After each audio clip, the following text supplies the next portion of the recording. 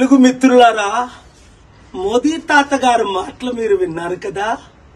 చంద్రబాబు గారు, బ్రదర్ పవన్ కళ్యాణ్, ఇది మనమే చేయాలి, మీరే చెయ్యాలి. అధికారంలో వచ్చినంత వరకు ఏమన్నారు?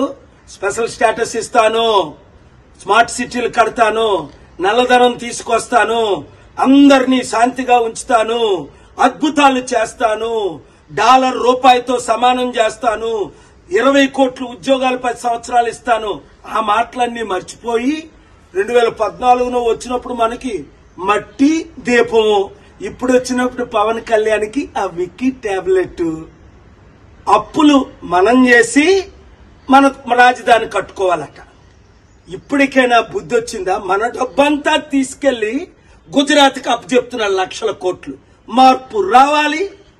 మాకు మోదీ వద్దు, మోదీ తొత్తులు వద్దు అన్నవారందరూ క్లిక్ చేయండి, వీడియో ఫార్వర్డ్ చేయండి, మార్పు తీసుకురండి.